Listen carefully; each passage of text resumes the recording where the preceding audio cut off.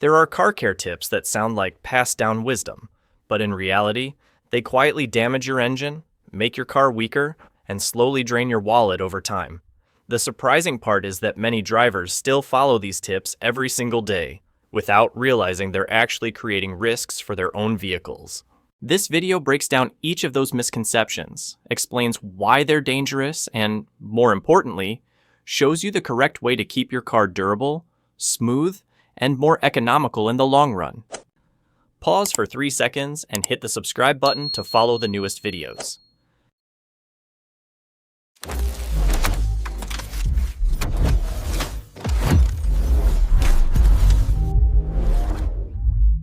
One, taking your car to the dealership is always the best choice. Many people believe that the only way to get proper repairs is to bring their car to the dealership. This belief is so widespread that it's practically an unwritten rule whenever a car has an issue. But real-world experience tells a very different story. What determines repair quality isn't the building with a manufacturer logo.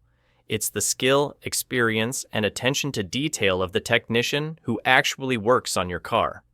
At large dealerships, the number of cars coming in each day is extremely high, so technicians often have to work quickly to keep up with deadlines. Some techs may have only a few months of experience yet are still assigned to perform basic tasks.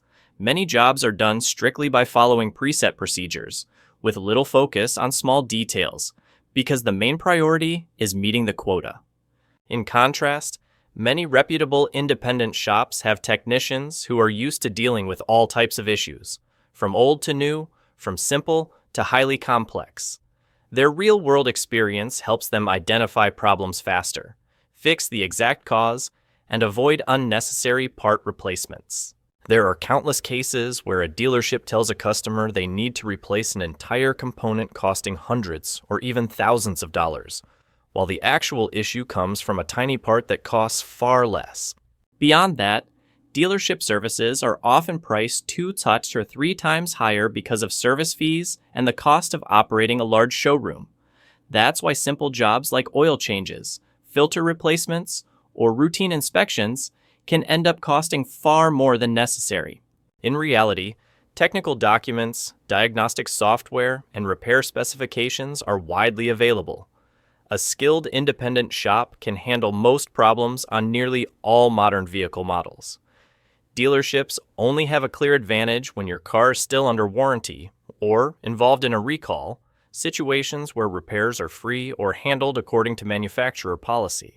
The belief that only dealerships can repair cars properly often leads to unnecessary expenses, longer wait times, and at times even excessive part replacement. What matters most isn't the logo on the building, it's the technician's expertise and integrity.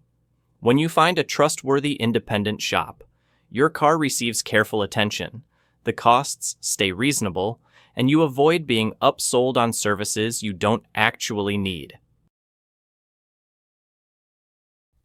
2. In hot climates, you only need water, no coolant required. One of the most common misconceptions in hot regions is, since the weather never drops below freezing, you don't need coolant. Just fill it with plain water. It sounds logical because temperatures never hit Grau. But this mindset actually wears down the cooling system faster than most people realize. In reality, coolant doesn't just prevent freezing. Its formula is designed to raise the boiling point, helping the system handle high heat during scorching days. When you use plain water, its low boiling point causes it to boil quickly, creating air bubbles inside the hoses. This reduces the effectiveness of the water pump and makes the engine overheat easily, even in perfectly normal weather. Beyond temperature, plain water creates a much bigger problem: corrosion. Inside the cooling system are aluminum, steel, copper, rubber, and other materials, all of which need protection from rust. Coolant contains corrosion inhibitors to keep the system clean and flowing properly. Plain water does the opposite. It promotes rust buildup inside the radiator and hoses, and can even cause the thermostat to seize. Over time, these rust flakes break loose and circulate through the system, creating blockages and reducing coolant flow. Many cars in hot regions suffer from clogged radiators, unusually high temperatures, or cooling fans running loudly all day. And most owners think the weather is to blame. But in reality, these problems often start because the system was filled with water instead of coolant for a long period. When you remove the radiator cap or disconnect a hose, that brown, rusty water and thick sludge are the most obvious signs the system has been seriously corroded. The cost of fixing the damage is far from cheap. Flushing the system is only the first step. A heavily clogged radiator may need replacement. A stuck thermostat must be replaced. And worse, the water pump can weaken and the head gasket can deteriorate from prolonged high temperatures. Altogether, the repairs can easily climb into the hundreds or even thousands of dollars, all because someone tried to save a few bucks on coolant. Even in places with year-round heat, coolant is non-negotiable. It protects the engine from overheating, prevents rust, and keeps the entire system stable and long-lasting. Filling the cooling system with plain water may seem convenient, but the long-term damage costs far more than a jug of quality coolant. 3. Turning on the AC makes your car weak and burns more fuel. A lot of drivers still believe that using the AC will make their car feel sluggish and consume more fuel, to the point where they immediately turn it off whenever they're climbing a hill or trying to pass another car. It sounds reasonable because the AC compressor does use some engine power, but the real-world effect is far smaller than most people think. On cars with small engines, especially older 4-cylinder models, turning on the AC can make the car feel slightly heavier when accelerating or climbing long hills.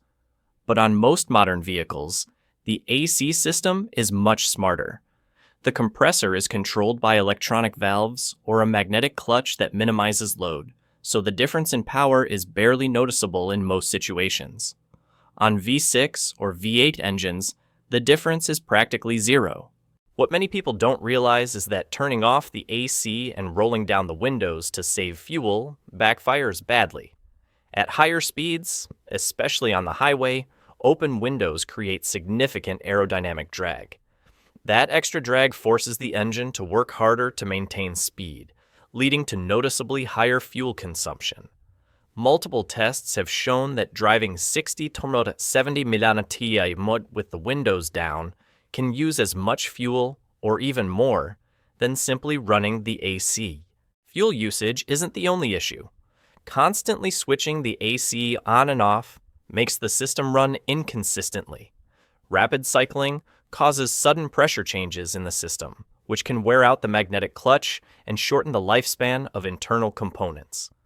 Keeping the AC running steadily at a reasonable temperature is actually the best way to maintain the system's durability. There's also a safety factor most people overlook. An overheated cabin makes drivers tired, slows reaction times, and reduces focus. The AC isn't just a comfort feature, it helps keep you alert and safe during long drives. 4. Women drive worse than men? Among the most widespread beliefs, the idea that women drive worse than men is always near the top of the list. It's not just a joke people make in conversations. Many genuinely believe it and treat it like an unquestionable truth. But when you look at actual data and real-world driving, the story is far more complex. Men are often considered to have quicker reflexes, more confidence, and better vehicle control in situations that require technical skill. This is true in many cases, especially when they're familiar with higher speeds, emergency maneuvers, or handling large vehicles. However, this same confidence often becomes a major risk factor. Men tend to drive faster, make aggressive passes, and push their vehicles to the limit. These behaviors lead them into far more serious accidents, especially high-speed collisions. On the other hand, women tend to drive more cautiously, consistently, and with less risk-taking. Most follow speed limits, maintain distance, pay attention to surroundings, and prioritize safety. This helps them avoid dangerous situations from the start. There's no shortage of cases where male drivers ignore signs, rush yellow lights, or speed through heavy traffic, while female drivers slow down, observe, and keep a safer distance. Large studies show that men have significantly higher rates of severe crashes, major injuries, and fatal accidents. Women, meanwhile, are more likely to experience low-speed fender benders in parking lots or when driving unfamiliar vehicles. But these incidents rarely cause major damage or life-threatening danger.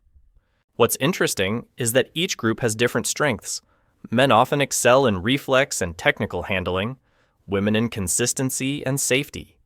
Saying one group is worse mainly reflects an old stereotype, not the actual quality of their driving. 5. Using high-octane fuel or ethanol-free gas makes your car more powerful. Many drivers still believe that filling up with higher octane fuel or ethanol-free gasoline will make their car stronger, quicker, and more fuel efficient. Just seeing a higher octane number and a higher price leads many people to assume this has to be better.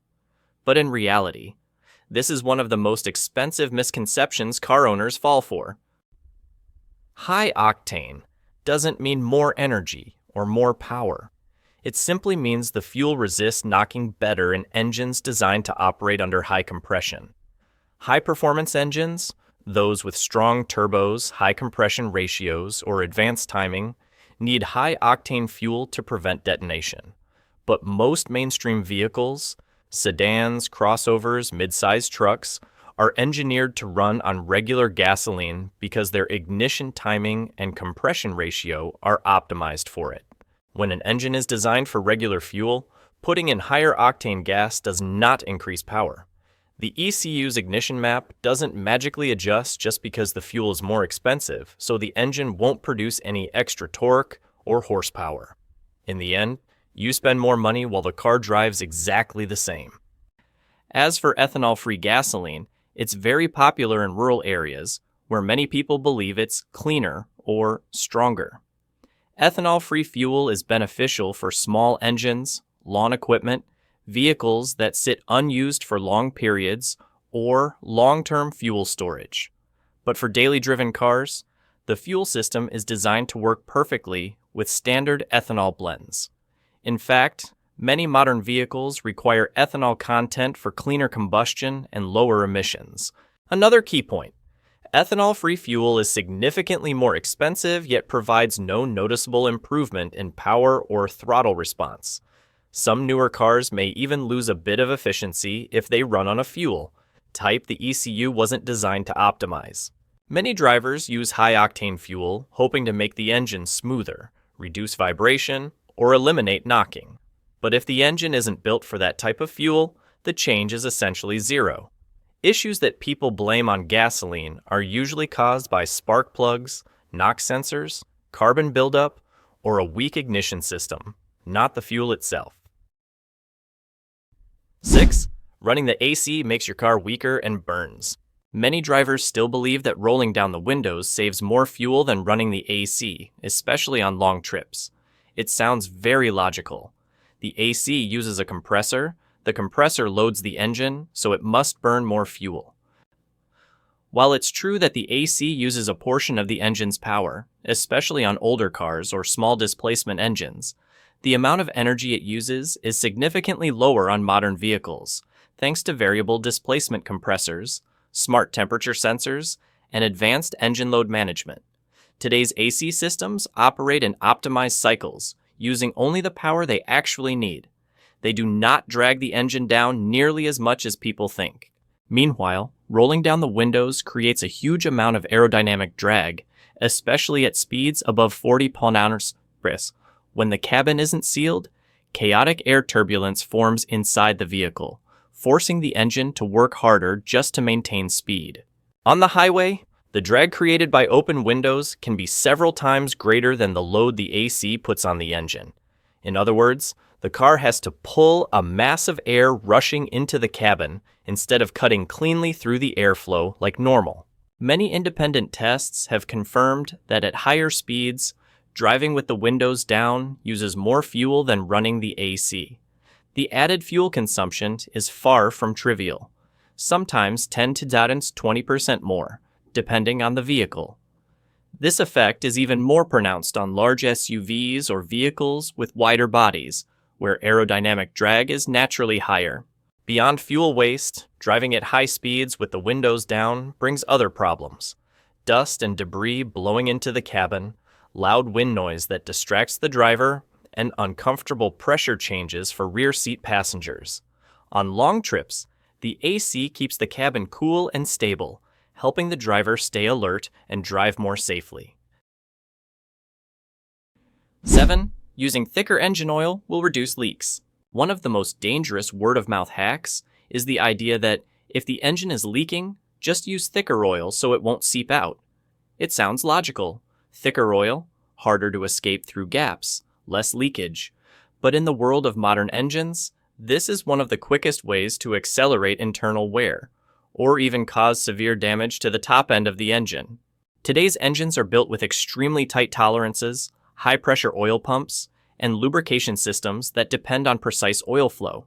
When you use oil that's thicker than recommended, it takes longer for the oil to circulate to critical components like the camshaft, lifters, and valves. This is especially dangerous in the first few seconds after startup, the moment the engine needs lubrication the most to prevent dry friction. Thicker oil builds pressure slowly, reaches the top end slowly, and silently causes damaging under-lubrication. In cold weather, the problem becomes even worse. Thick oil becomes even more viscous, making the oil pump struggle and restricting flow. Many cars that receive the wrong oil viscosity start making light ticking sounds in the morning, or metallic tapping noises when cold, early warning signs of surface wear. Some owners think that a small leak can be temporarily fixed with thicker oil, but this only hides the symptoms while the real issue remains: hardened seals, aged gaskets, a clogged PCV system, etc. These problems don't fix themselves. Using the wrong oil viscosity can change system pressure in ways that sometimes push oil out even faster through other weak points. On top of that, thicker oil forces the engine to work harder to rotate, increasing fuel consumption. The car feels heavier, accelerates slower, and overall drives more sluggishly. Many drivers think the car feels stronger because it leaks less, but in reality, that sensation comes from the oil being too thick and restricting the engine's responsiveness. Understanding these so-called car hacks correctly will keep your vehicle running far more reliably. Small but incorrect habits can slowly wear down the engine, cost you more money, and cause damage without you noticing. Proper maintenance is always cheaper than repairs, and with just a few small adjustments in daily driving habits, your car will run stronger and safer and avoid unnecessary breakdowns. Did this video help you out? Hit subscribe and help us reach 30,000 subscribers.